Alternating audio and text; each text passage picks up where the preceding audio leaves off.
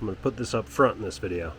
If you're doing your timing on a 2UZ that has VVTI or any of the UZs that have VVTI, and you had a significant oil leak, it's very possible it's cam seals. I've seen it before, but this was a high pressure oil leak, so it would leave a puddle.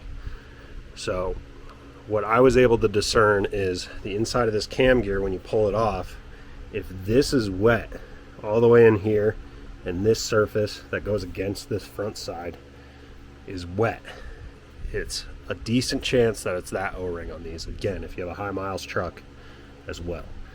Usually you would see oil drips all around this cam seal if the cam seal is bad. So if it seems like it's mostly further out and on this gear and flinging off of the gear, then decent chance it's this actuator.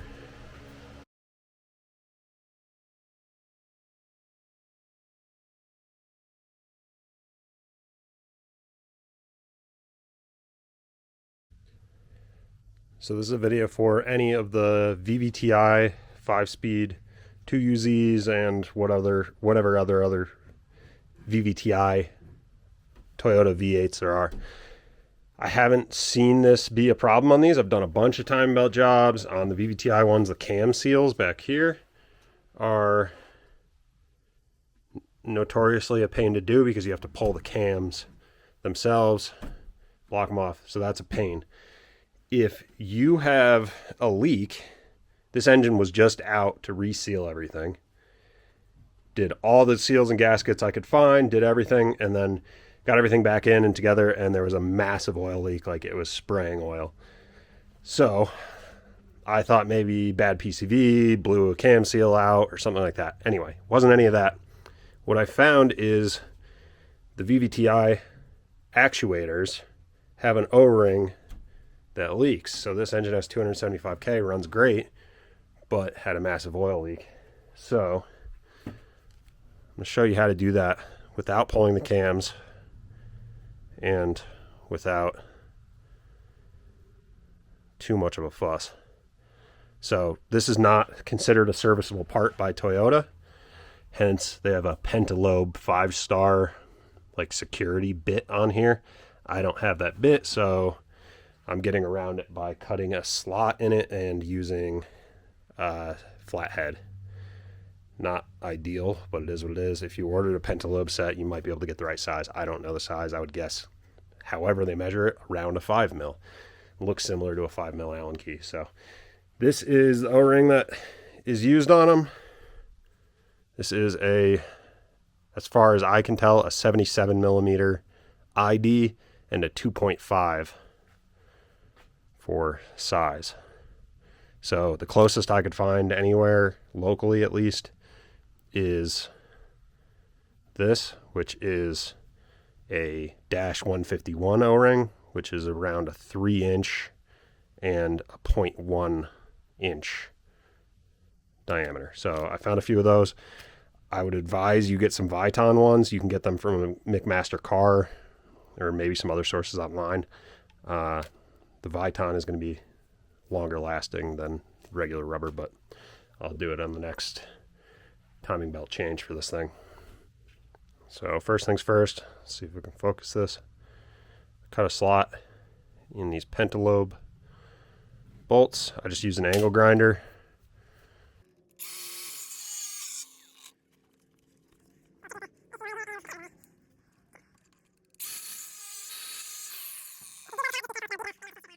This worked pretty well for me. Again, if you plan ahead, you could probably get a pentalobe set and actually use the correct tool.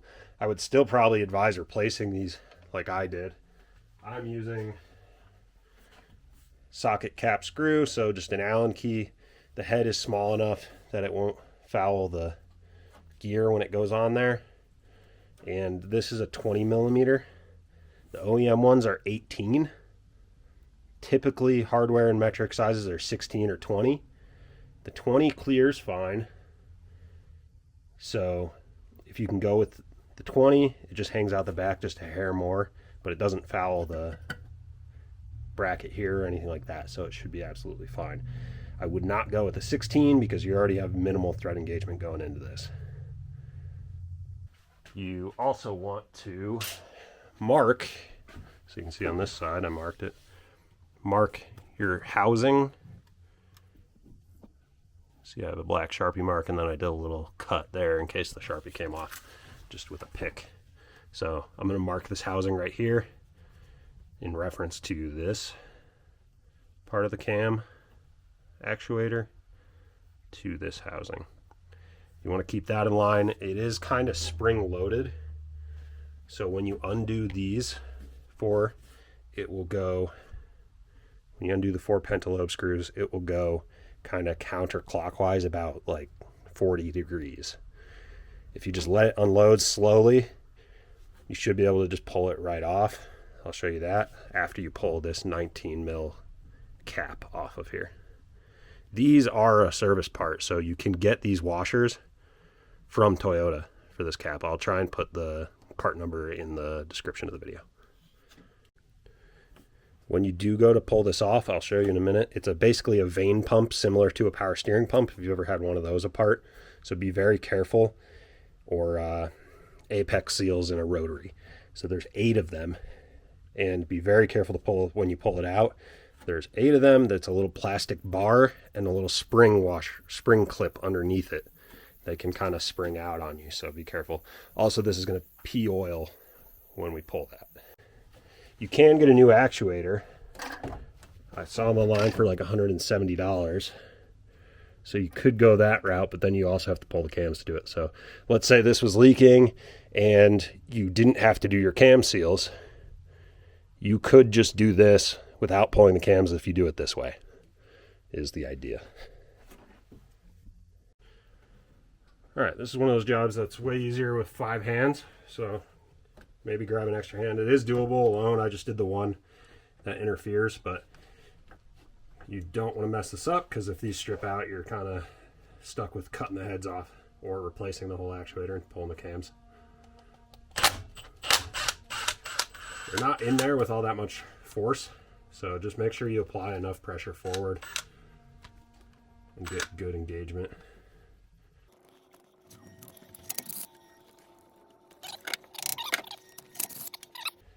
This is just 4 5mm Allen keys that hold this on normally. Torque spec on those is 72 inch-pounds, 7 foot-pounds.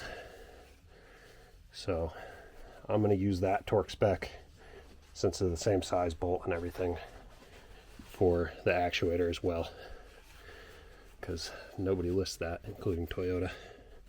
So I'm going to mark this housing and the actuator, paint pen,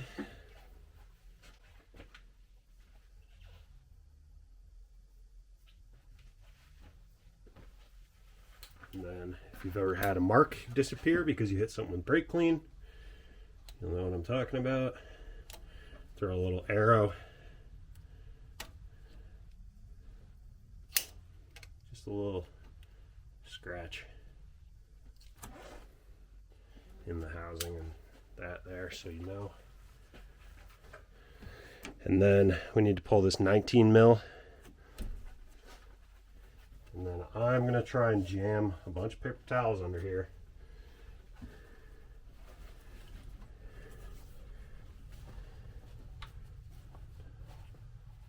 to try and catch any of the oil that comes out of here, and if any of the veins or small parts fall out. I'm not 100%, but I think torque spec on these is only like 14 foot-pounds. It's not a lot for as big of a fastener as this, because all it's doing is sealing this. So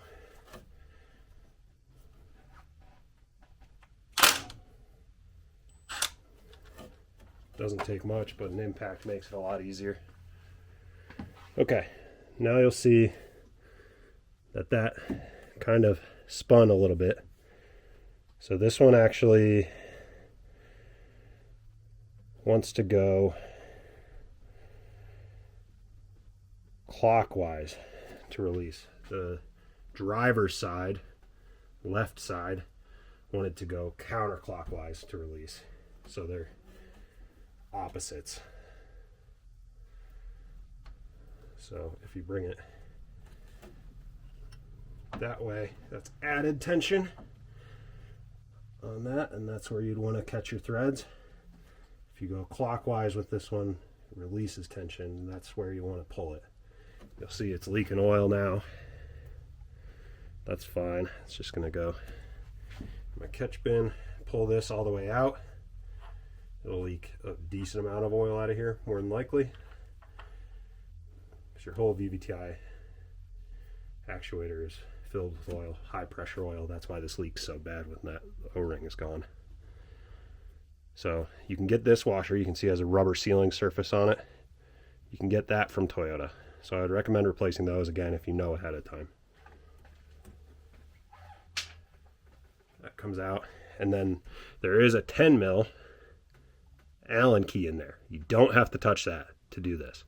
If you were replacing the whole solenoid and pulling the cams or doing your cam seals back here, then you would have to undo that to pull it apart, but you would do that after you pull the cams. So right now, all I'm going to do is, now that tension is clockwise released, all I'm going to do is pull this out nice and easy. And then as you're doing this, you just want to watch, and you can cup underneath, you'll get oil in your hand, but to hang on to any of the parts of the vane pump as they come out. So this one did not stay together very well.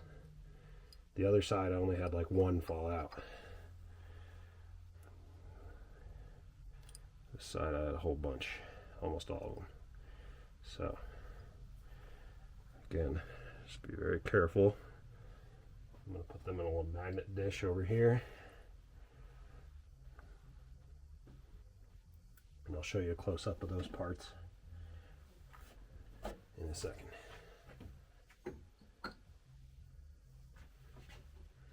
Okay. I do not see any of the clips in there, so it should be good. Also, you'll notice here there is a spring actuated, probably oil pressure as well. That, I believe, is the VVTI lock. So that is the reason that that has to be oriented the way it came off. There's no other way for that to go, because it has to go into this bronze or brass kind of bushing into this housing when that's in the lock position. So here's the plastic vanes and little springs. That spring is separate, so be very careful because they will fall out. So I don't know how obvious this is going to be on camera or how well it'll focus, but that's where I got my pick in, so that's not damage that was there. But if you look at this O-ring, it is basically plastic. And this truck has 270K on it, 273, so lots of little breaks in it. Not long for this world, and it was already leaking, so. Then a new one, like I said, 77 IB and a 2.5, or 3-inch and a 0.1, which is a dash 151 O-ring. Anywhere that stocks O-rings should know that nomenclature. And I did need to put a little bit of a stretch on this, just because it's metric, but it didn't take much, and I just threw a little bit of grease around this to get it to sit in that bore and stay there. Alright, this is where this might get a little tricky. So clean this up with brake clean the best you can. I don't love doing that because this fills with oil, so you do want it to be lubricated somehow, but with this, in this orientation, it's very hard to keep these vanes in here when they're upside down and sideways. Up here it's fine, that's not a problem. So, and getting the O-ring on there too. So I'm just throwing a tiny bit of grease on the O-ring to help hold it in that bore and giving it a tiny bit of stretch because these are not metric O-rings. Other than that, I'm throwing a little bit of grease on the sides of each one of these vanes that is going on the bottom and the side here just to hold it in that spot until I can get the housing on top of it. So mixed on it because it's not great having grease in there, but it's also not great having it dry. But I'm gonna pull the fuel pump fuse or ignition and just crank it for a minute and get oil pressure, get oil flowing in there, and should be all right. Okay. You want to make sure it's actually sitting in the bore there and not popping out at any spots. You don't want this to get cut because then it's just going to leak again. So grease just helps hold it in. You can also use Vaseline. Take a tip from the rotary guys. But all right, now each one of these. So you want to make sure that you're getting, I'm going to do the top ones first, so I'm not doing any grease on those.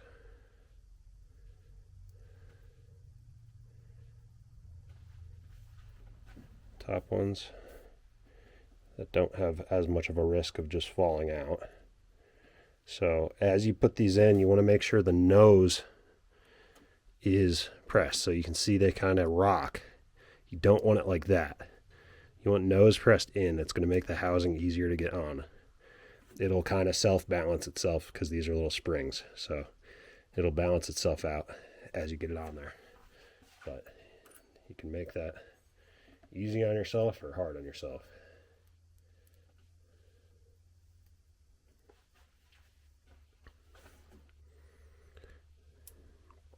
And you want that to be the case on all of them. So this one, the spring tried to flip on me.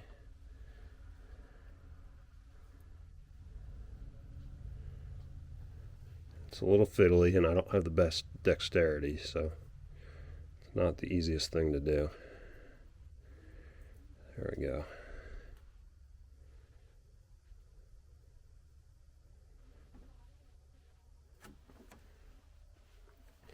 And this is something that I'm sure if you could get them in the same spot and orientation that they came out, it would be better.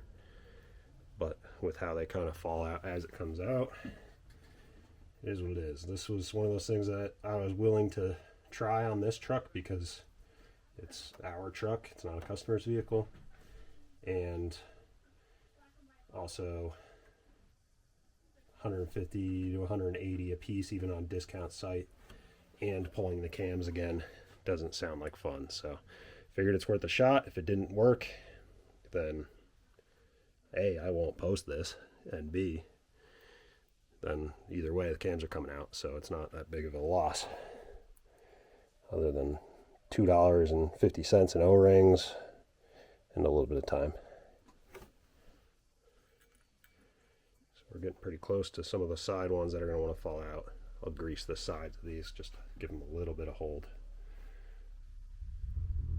And be careful because sometimes they will try and grab your fingers just from the stickiness. You could also use probably kind of a heavyweight oil to accomplish the same thing here if you were real careful, but I think grease has a better shot of actually holding these. Really trying not to drop these. They're all in there. They're all holding on. O-ring is looking good. It's not poking out of its bore at all. It's where it wants to be. Okay. Then again, I hit this with brake clean, so my paint pen mark is gone. So scratch stuff if you can. If it's not a machine surface that matters, give yourself the best shot of getting it right.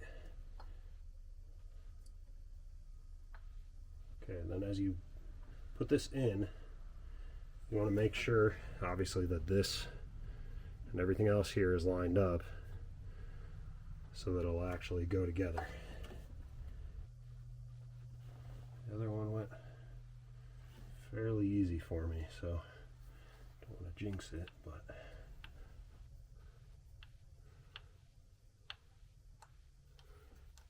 sometimes you need to kind of push, give them a little nudge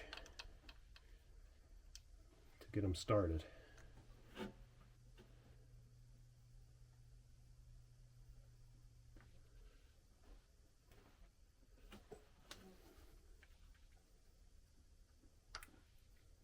Try and go on as straight as possible.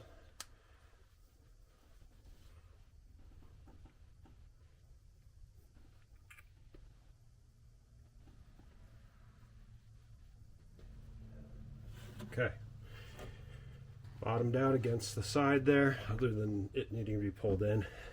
So then this has that kind of spring tension on it, so you need to pull it up and over that spring tension to get these bolts to line up again. So this might be another thing that'd be easier with a spare set of hands, but I did do the other side on my own. I also let it be known that I do have pretty insane grip, so rock climbed for many years. So it might be something best suited for having hand with.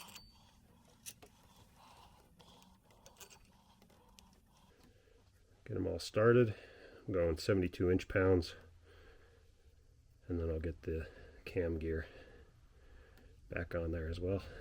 And then we'll slap timing back together. Put your new washers on here, torque that down 14 or 17 foot-pounds. May want to double check that one. This is an unfortunate thing to have to pull everything back apart again to do. So if you can avoid it, then just do it. I would say if your truck is high miles like this, just go ahead and replace them when you do your timing.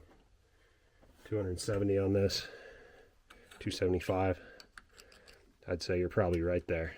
And this was a pretty well maintained truck. Good oil.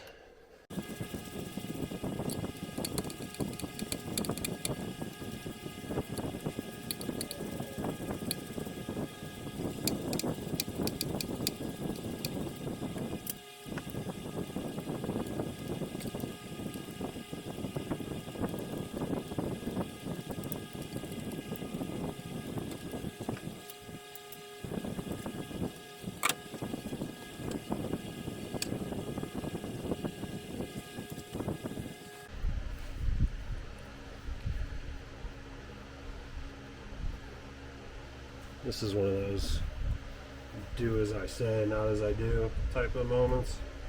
I don't have these washers with the rubber O-rings. They were sealing fine, but they've been off enough times now that I'm not sure. So I threw a little bit of RTV on them.